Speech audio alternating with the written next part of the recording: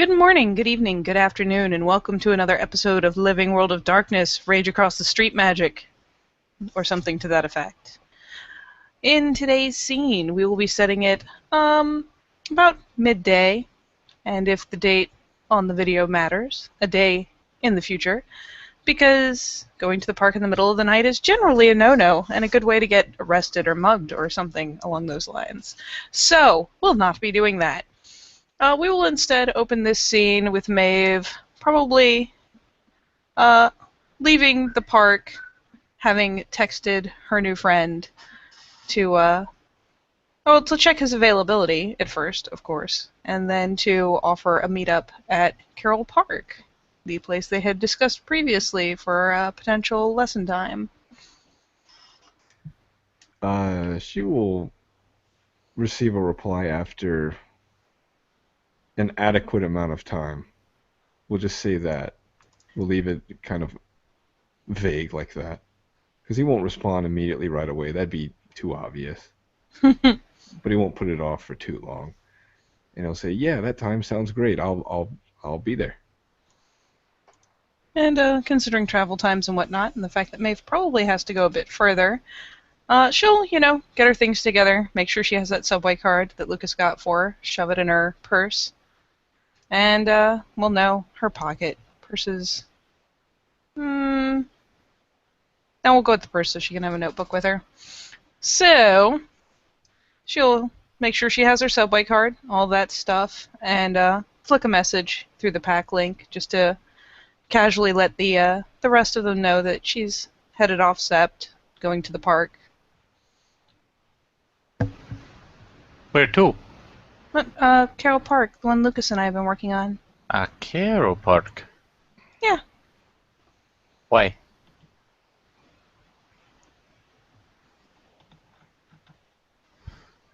I've been helping with the gardening over there.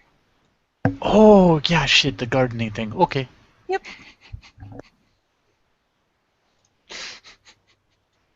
And she's gonna squeak out at that not quite lie because it was technically true and quickly take herself to the subway station. She's admittedly not the best at this whole pack link thing though, so it is very possible that the tiniest tinge of either joy or guilt, or possibly both, are going to manage to slip through while she's getting on the subway. Olaf needs the P&E, or maybe intelligence, empathy, so he can identify these feelings that are being transmitted to him. Oh no, don't worry about that. I know the perfect way to do this. Don't worry about that. What is this guilt? I've never felt this before. Oh, you know what? I like this. I like this too. This plays to my strengths.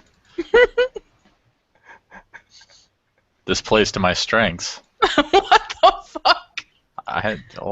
You will never have a role like that again. What the shit? It's my intelligence empathy score. What am I feeling in the undercurrents of the pack link? Is that Maeve is very happy that she just got away with that. It's like having that teenage girl who lied about why she was going to the mall, essentially. She feels a little bad because it's Maeve, and she doesn't like just flat out lying to people, especially her friends. So she feels a little bad for not being honest, but at the same time, she's delighted that she got away with it and is obviously frolicking off. This requires investigating. What's Olaf's wits? 2. Or 3, actually. It's actually 3, believe it or not. And your empathy's 3 or 2? My empathy is 3. Okay, good. Because I was going to say wits would probably be a better choice for that role, but it's an equal same pool. Cool. Yeah, my perception's the 1 to 2. I made the best Philodox. So yeah, Maeve fucks right off to the subway and takes her ride down to the park. I think Scott lives closer to the park, so he'll probably be there first. And he'll be at a random bench. And he's got a bunch of books laid out with his satchel sitting on the bench. It's very manly satchel. It's a satchel. With the big buckle. Huge. Oh, God. And yeah, Maeve will enter the park, light on her feet, happy to be out, happy to be around someone who's nice and normal, not those crazy people from yesterday. They were really crazy. No longer smelling like tequila, which is probably a good thing. And, yeah, she and her little sundress and all that silly stuff and her purse are going to come on in, walk down the now far more completed walkway. In fact, they've gotten well into the park on it. It's pretty studious work, taking a bunch of trash rock and masonry and turning it into a rather artistic, shall we say, sort of walkway, with all the small pieces kind of mosaic together. And considering that the funds are what they are, it shouldn't take her too long to find the right benches. There are only so many benches to be had just yet. So she will probably find Scott in record time, likely underneath one of the larger established trees.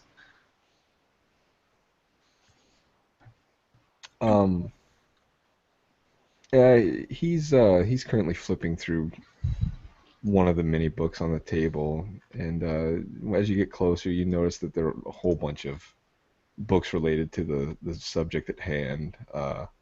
Teach yourself Irish, Irish for Dummies, elements of Gaelic grammar, and so on and so forth.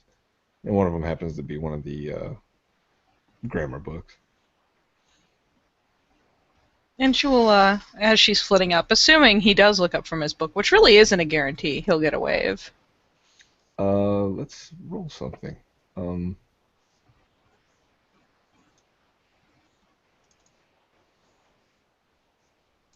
Okay, yeah, he senses something around him, and you sometimes you can just hear movement.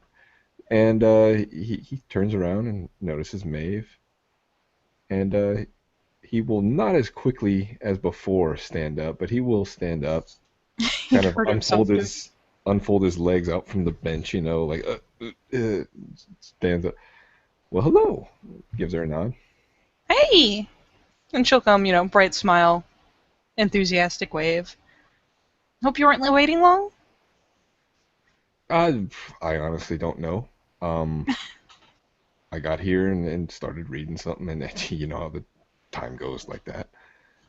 Well, if you didn't notice, it's not rude, so I'll count that as good enough. It's fine. It's fine. Give me 1 second, and she'll move.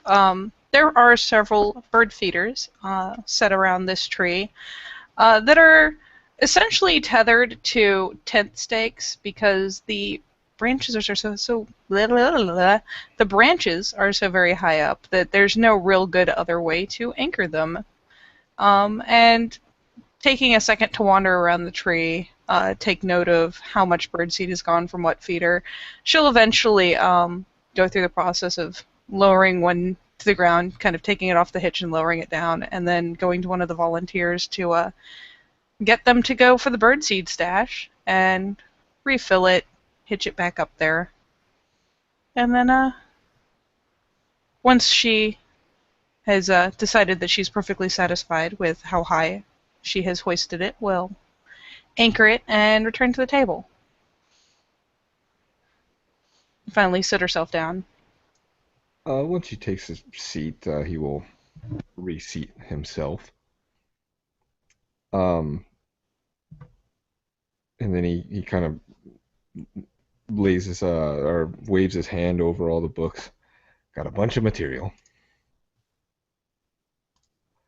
You really do. Yeah. I kind of whenever I want to learn something, I kind of go dive in head first, But this is a. Huh, do you know any Irish at all? A term here or there. Like, I'm pretty sure my mom calls me, my heart or beloved or something like that, but I don't really know exact translations. Okay, but you've heard some of the pronunciations and whatnot. I mean, a bit, and my name is enough of a frustrating example that, Mary? uh, no, uh, I go by Mary most of the time because it's easier, and she realizes she totally fucked up, so now she's gonna have to come clean, because she's not that good a liar.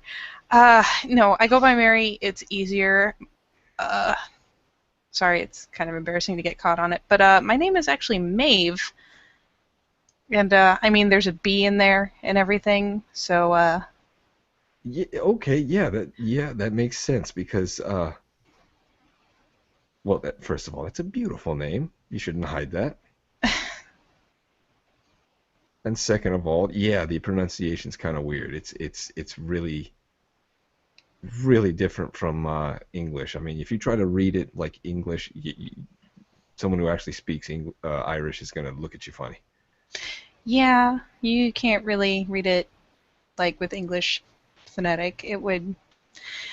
You'd end up with everyone calling me Mabe, which is kind of my life. Mibh, mibh. Oh, thankfully they don't do the huh thing, but I have a lot of friends and family that call me Mabe, and there is not a thing in the world I can seem to do about it. He grabs one of the other books and he flips it open and he points to a page. He points to a word or a phrase in it, and I put it in the side chat if you want to see it. Uh-huh. Points at it, he says, "How do you think you say that?" And she'll kind of cringe for a second and think about it. Well, the first one I'm sure I don't know, but doesn't DH usually end up making like a sh sound like with she or Well, something, or it goes silence? well, I've been listening to some audio of it and everything, and so far as I can tell, it's Diawit. So it's just kind of the silent D. I guess the first one makes a sound, but with the H in there, and maybe it cancels out, but it's Diawit. Like, do it, Diawit.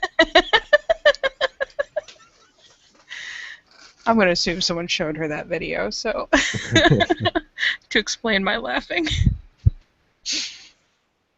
But yeah, I Yeah. mean, but outside of this pronunciation and everything, I don't honestly think it's going to be that bad. Like, okay, there's only 11 irregular verbs in this language, apparently. You know how many there are in English? I have no idea what an irregular verb even is. Well, first I'll give you the number. There's like 500, give or take, in English. Probably way more, and there's probably new ones created every day with urban language and internet speak and whatnot. But okay, irregular verb. So let's say a regular verb first. So if I jump, okay, that's a verb. Yeah. What what about if 5 minutes ago I jump? What would that be? So it's jumped. Pretty Yes. standard. And what if I want to engage in the act of a jump? What would I be doing? Yeah, you'd be jumping, so So yeah, so you take jump and you can add a suffix at the end, ed, ing, and a lot of words follow that. Those are regular verbs. So I buy a candy bar. What if I did it in the past? you bought a candy bar. So Yeah. that's irregular is when the base word changes. Yeah, you have to learn an entirely new different word to learn what it is, tense and all that. But you only have to do that 11 times in Irish, so amen. Wow, I never thought about that. That would be pretty much terrible. Yeah, I mean, each language has their own rules and ways. I mean, it really changes your perception of the world. It does. So, no, go ahead. I was about to say, just because they've been here long enough, I'm debating whether to see if I notice Olaf creeping. I get a roll too. Yep.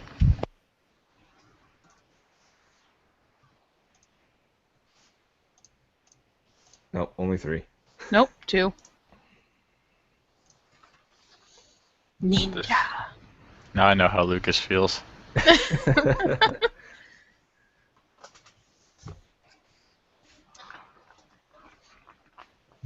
Yep, there are plenty of people moving around the park, volunteers and whatnot, and Maeve is fairly well engaged.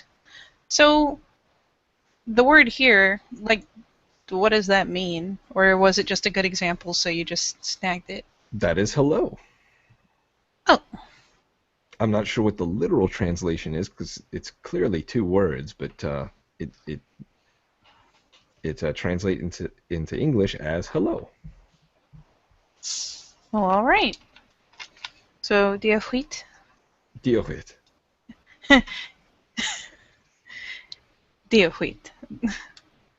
Or am I trying too hard? And if you want to say what your name is, like, my name is Scott, I'd say Scott is anamdom. Scott est what? Anamdom. Is anamdom. Your name and is anamdom. So Maeve is anamdom. Yeah. And then he flips to a page and points it out, and I'll put that in the side chat. Ah, thank you. Is anamdom? Oh, wow, yeah, the spelling either helps or doesn't help. It's anamdom. Okay. And the other ones, I'm still just barely scratching the surface. It gets weird. It gets weird fast. But, I mean, a month or 2, should have it down. And I'm interested in learning the Scottish variant, which I'll probably be able to do it at the same time. They're kind of similar, but they're still kind of 2 different languages. It's kind of like how Spanish and Portuguese are similar but different. I'll take your word for it. I mean, I know they're 2 different languages, but... They share a lot. I mean, they're just barely on the cusp of being a dialect, It's actually pretty neat. Maybe if I can actually get this one down, picking up Scottish wouldn't be too hard. Yeah. A hop, skip, and a jump. It seems slightly easier than learning a whole new one. Or is it harder because you have to remember that there's a different word that's very similar to the original language? Well, think about slang and dialects in America. So, me and you, we're talking pretty normal right now, just stuff you hear in the news, that kind of American dialect accent, whatever.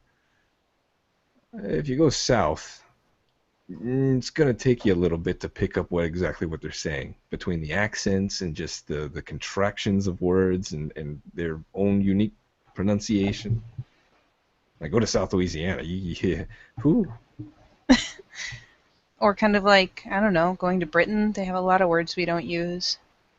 Right. Mean the same thing, but enough of the base is the same that you could function just fine. American English and British English. So you can see like how it'll take you a bit of time.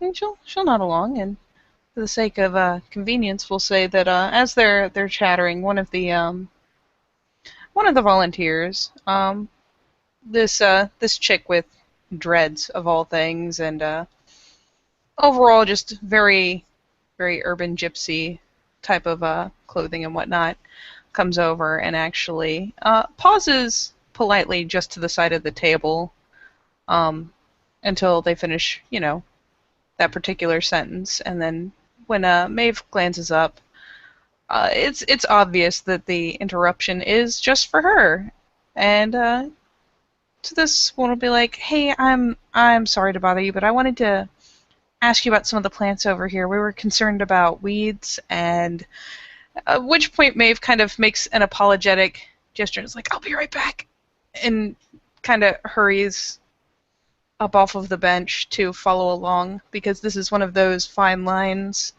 in growing a garden for the wild, is that do you worry about the weeds? Do you not? Do you try to culture them a different way? So she'll hurry off, kind of trotting along to convey a sense of urgency to the Kagikin as she heads with her over to the one of the garden beds to kind of get crouched down to investigate the situation going on there. It's not that long before Maeve is replaced by Olaf, sitting in the exact same spot across from Scott Crane. After Maeve leaves, he will have buried his head in a book, and then as soon as the bench shifts with the crushing weight of this dude, he will look up, and he will immediately sit straight up and tense. Well, hello there. Who are you? I was gonna ask you that first since you sat down. Oh, don't worry about me. I'm just that young woman's uncle. Who are you? Uncle. Indeed. Okay, Scott is my name. Ah, Scott. That's a nice name. I like that name. You seem nice. Tell me, what are you two talking about? She's interested in learning the Irish language, and as you can see, there's all these books in Irish. And Olaf sees that. He's literate, contemplates, made sure. But he's going to P&E this. It's not a failure like I wanted it to be. Scott telling the truth. Okay, well, considering that there is a 6 foot plus tall Viking, the truth is all that's on his mind right now when he asks this question. Like, yeah. Oh, well, isn't that interesting? You've been trying to teach her long? This is the first session we've had. Ah, the first session, but you had to have gotten into contact somehow.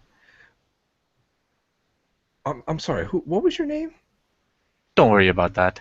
I kind of have to, seeing as you're her uncle. You can call me Olaf. Okay. You from the Midwest? Quite possibly. You're dodging the question. I mean, I'm just saying, like, how old's your sister or brother? Because y'all two look like the same age. My line is known for a very youthful vigor. Still dodging the question. We met at the library. Bumped into each other randomly. Bumped into each other randomly. Got to talking.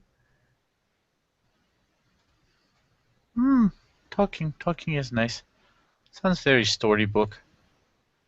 So tell me, young man, what are your intentions towards my niece? Ooh, This is about when Olaf's going to feel a very abrupt surge of alarm through the pack link. He's clearly been spotted.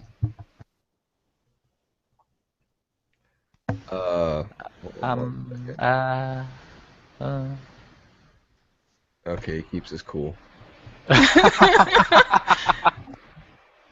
Intentions.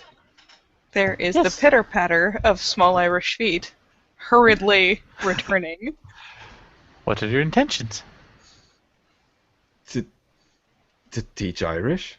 To teach Irish. And learn it myself. You're teaching a subject you don't already know. It's a full unorthodox. It almost seems like something that a young man would do while he was trying to impress a pretty girl. I would know. I've tried to impress a few in my day. Just seems very curious to me. Language is kind of my thing. It is your thing. You do look kind of bookish.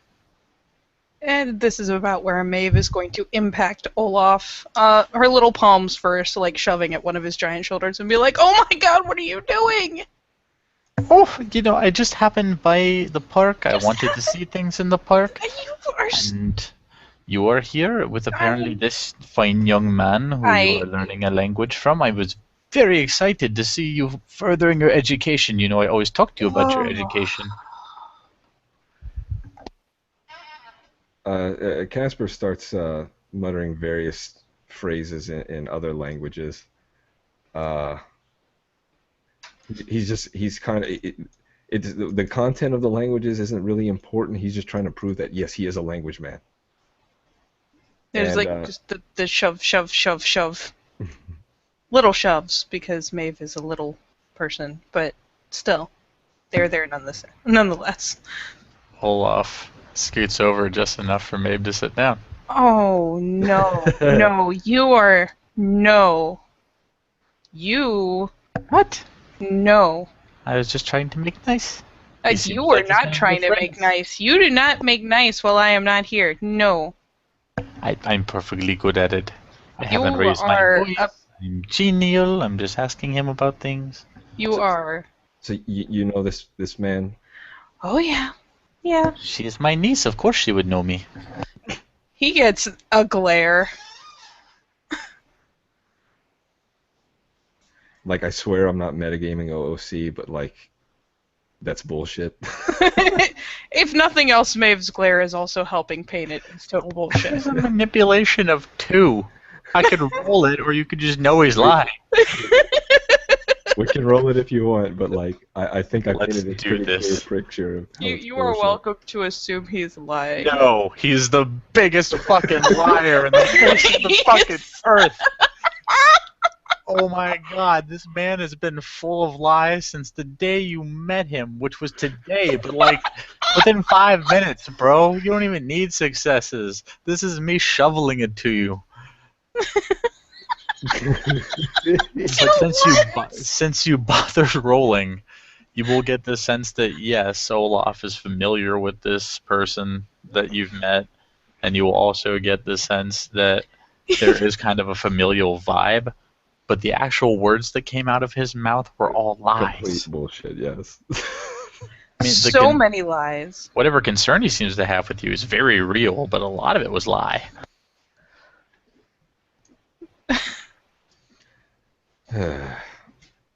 Yeah, he's like, yeah, she's my niece. And Maeve shoots him the most accusatory glare. You've got to be joking. No. No, no, no. No. I didn't invite you. I didn't invite you for a reason. No. And don't you dare tell Chino. How often did y'all see each other growing up? Oh. So you remember how I said I moved into Manhattan to live with a bunch of family and friends in a crazy expanded situation? Yeah. Yeah. Well, Olaf is one of the people who lives here. He didn't, live with me while I was growing up back home. Okay, I was about to say, because, yeah, if y'all had any acquaintance growing up, you'd have a little twinge of what he's got going on there.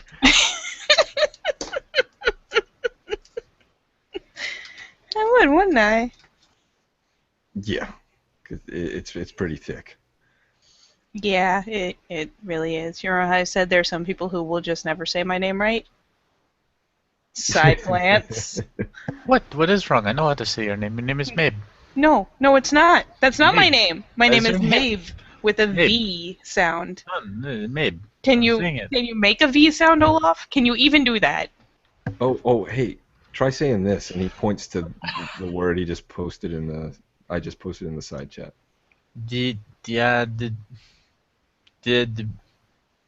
Fuck.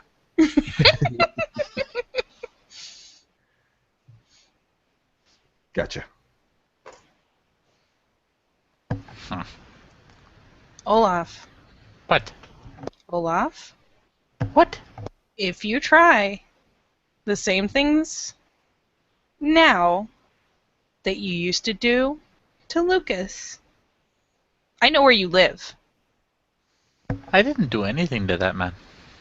Sure you didn't. There were definitely no intimidating side talks. Of course not. Uh, uh who- um, who's Lucas? Don't worry about him. He's a very good friend of mine. Yeah, he's a good guy. Friend. Okay, okay. Mm-hmm. Not part of the family, I'm guessing. No, but he's like a brother to me. Ah, okay, cool. Well, I'm not going to be the one to get in the way of someone's continued education, so I think I will do the other things that I'm about today. However, Scott, it was very nice meeting you. Hey, Uncle Olaf, I want to assure you, I'm not BSing. I speak 6 languages. This would be number 7. And Olaf just kind of eyeballs him. You can tell that he's like just literally just assessing your physical appearance. In fact, Scott gets the very strange idea that a predatory animal is sizing him up. I mean, this is a thing in a man's skin, It but is. it doesn't It's feel like it. with 4 rage in a man's skin. Yeah, that's 4 points of rage, but it just doesn't feel like that is a man staring at you. Like down in that base lizard part of like Scott's brain. He will actually look away then, and he will look to his books and start flipping pages. Anyway, Maeve I is gotta go looking do some back things. really hard. Big day. And Olaf gets up.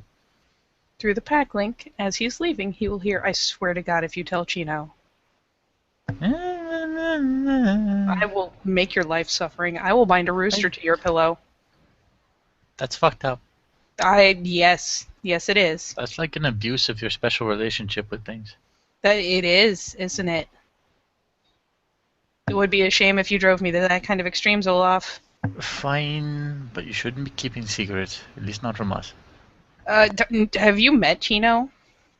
If you just told me, I wouldn't have even looked into it. If I just told you, you would have looked into it eventually. I remember the Olaf between. That is Leave not. room for Jesus, my ass. I don't even. I'm not even. Not that religion anyway. Well, no, but I remember leave room for Gaia. You should, until you're ready. Because, peer pressure has gotten so far. Arm's length. What?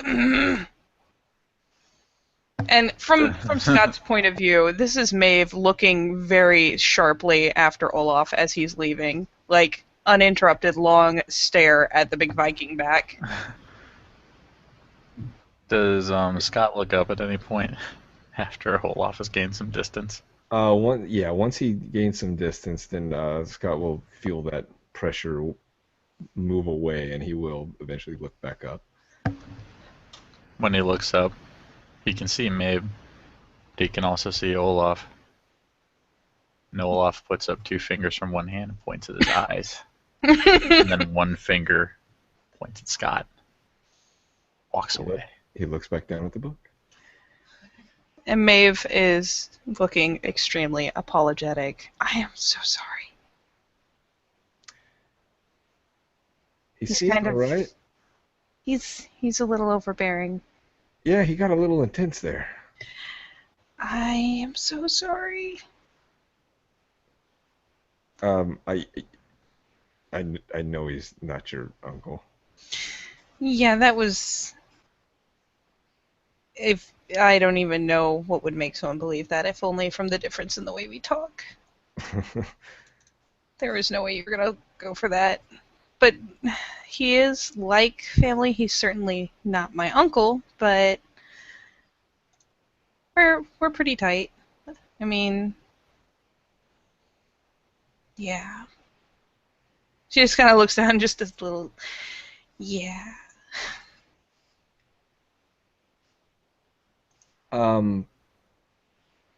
Is Olaf still visible? No, Olaf is about his business. He's still visible though. Oh, I'm sure, but like he's done paying attention to the situation. He's actually on his way out. Okay, I'm asking because I may be popping Prime Site. All right, go for it. Yeah. Oh my god! Okay, you're in for a treat. Here's the thing. He's looking at Olaf, and it's just a 1 success Prime Site, so it's just a flash. So it'll Whoa. probably wear off before he even looks back at Maeve. Thank God. So what you get from Prime Site, and Shelby can correct me if I'm wrong, but what you get from Prime Site, thank God you didn't use Spirit Site, I don't have it. is Scott's lucky day. But with Prime Site, you see his aura. It is the biggest, brightest red that you've ever seen on a human-looking anything. It is huge, and it is vibrant, and it is a crazy shade of red that you likely have not seen before.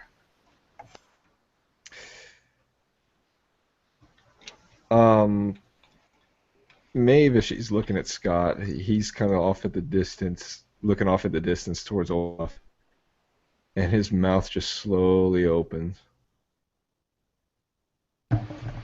She'll kind of look at him for a second, with the quirked brow, and then kind of follow his gaze to see, of course, that he's looking at Olaf as he goes about probably getting on his bike. And she'll look back again and tilt her head very slightly. Into bikes or something? Um,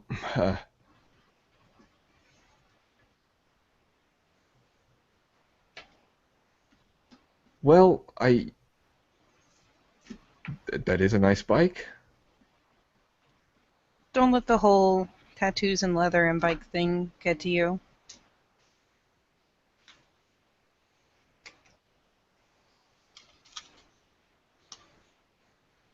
And he stares off for a while before shaking his head, collecting his thoughts. Um, y'all live together? Or? Well, I mean, in the same general area. I don't, share a living space with them directly, no. Okay. Not like in the same house or anything like that. But very close by. Neighbors, essentially. Yeah, man. You know what? Sorry, let's. You know what? Yeah. I'd like to ask about you. You know, we've met a few times, and you said you recently moved to New York. Where'd you come from before? Well, I grew up out on Long Island. Oh, not too far. Okay. Yeah, not terribly, but I mean, it's far enough out that it's like, for all that this is New York, they're still farming country. Oh yeah. So I grew out on one of those big properties away from everyone type thing. Yeah, you go far enough, you eventually hit the Hamptons. It's a hoity-toity place. I mean, there's the upsides. My parents were and are fantastic, and every time we visit, I come home with apple butter. But by the same token, the only thing I can drive is Dad's tractor. So definitely upsides and downsides. You ever go back? I visit. For a while after I moved here, I couldn't see them, and that was kind of depressing. But now I'm able to go see them whenever. And yeah, I go and visit. I really enjoy seeing them. It's nice to kind of get out of the city and get out in some clean air and just, have a ludicrously gigantic country breakfast and chatter with Mom and Dad at the table. A lot of potatoes. Isn't that technically in bad taste? I mean, maybe. Whole thing. Yeah. I mean, definitely, but not like a freakish abundance of potato-based meals.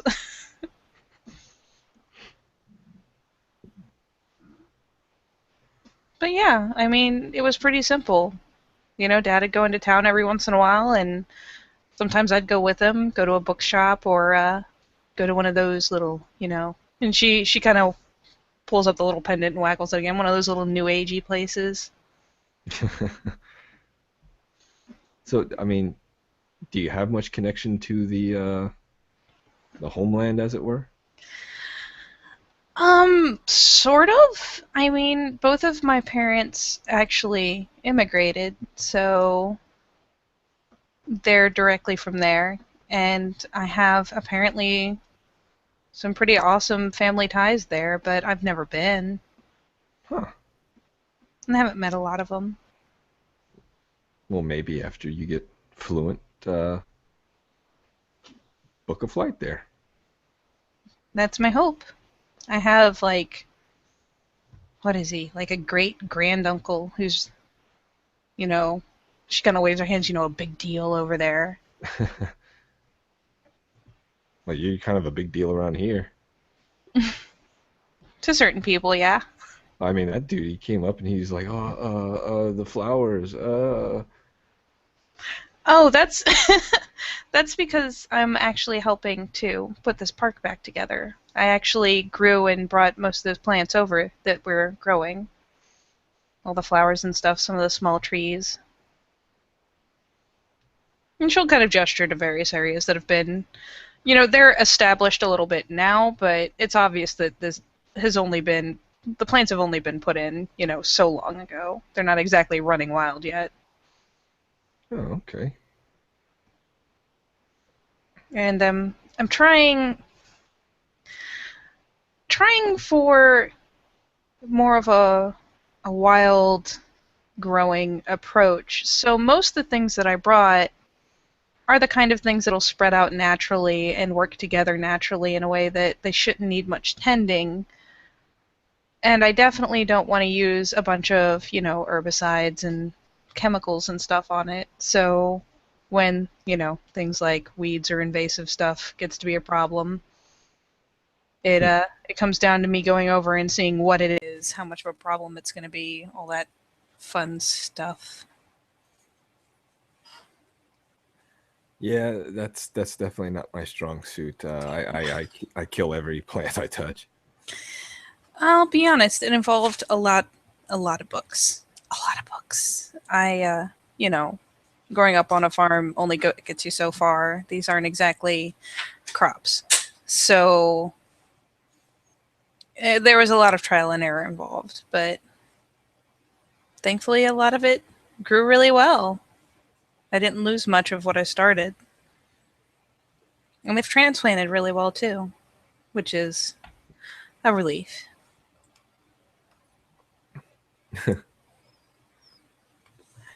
So are the rest of your communal people as intense as Uncle Olaf? Some of them can be, but not all of them. I mean, I have a couple more friends who are as close as Olaf that are like family to me, and one of them, Chino, she kind of does the little head wobble, like, he's pretty intense himself, but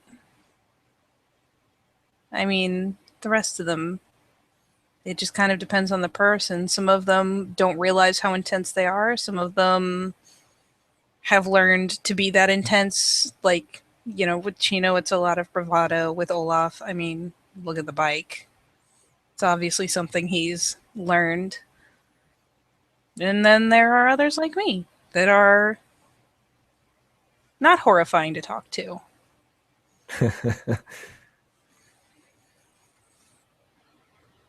Is that So, the usual variety, horrifying and not horrifying, or what? I mean, it's New York City. Yeah, all shapes and sizes. Yeah. Is there more from the Midwest?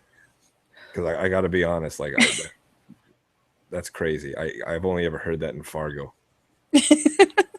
I mean, Olaf's sister lives here.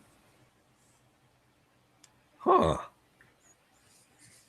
She's got it too. She a biker too? I haven't seen whether or not she has a bike yet, but I wouldn't be surprised. Seems like a family thing. A lot of them are bikers. Okay. Well, I imagine I'll be running into them at some point if we continue our lessons, if you want to. Yes, if Olaf hasn't succeeded in horrifying you so you'll never talk to me again, that would be awesome. That no. No, he's looking out for you. I get that. But yeah, that was creepy. Yeah, I thought he was just gonna let me go to the park. I mean, he asked where I was headed, and Oh boy, he's one of those. I guess he got a better read on me than I thought he did. Because I was just like, oh yeah, gardening. I'm gonna garden. Because I didn't want him to do exactly this. Oh. Well, yeah, you mentioned he did this in the past. Yeah, and I mean, when it's one of those tight-knit communities that you're in, everyone knows everyone else's business and everyone's interested in everyone else's business. And I imagine at the very least you'll meet at least two more people. Well, regardless of what I do, but the rest it shouldn't bother you or me or us. okay. Yeah, it's gonna take more than a 6 foot tall biker from Minnesota to scare me. That's a relief. So, yeah. You want to move on? I mean, if you have other questions, Oh, no, and he holds up a book. yeah. That would be awesome. And he starts going through kind of the same rigmarole that he was earlier, pointing at various words, explaining the pronunciations. Just very basic introductions. Hello, my name is. How do you do's, and all that stuff. Oh yeah, and she'll produce a little notebook from her purse and probably at the very least take some notes on pronunciation so that hopefully she can read it a little better, even if she can't understand it. Because being able to pronounce what you see is definitely good.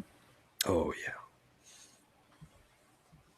But yeah, we can end it there if you wish. Just them continuing lessons.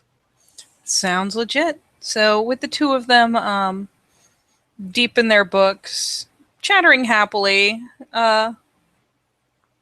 probably at least a little bit of Scott laughing as Maeve grossly mispronounces a number of words. This is your heritage, girl. We will call it good. And say thank you, players, for playing. Thank you, watchers, for watching. And we'll see you next time on Living World of Darkness.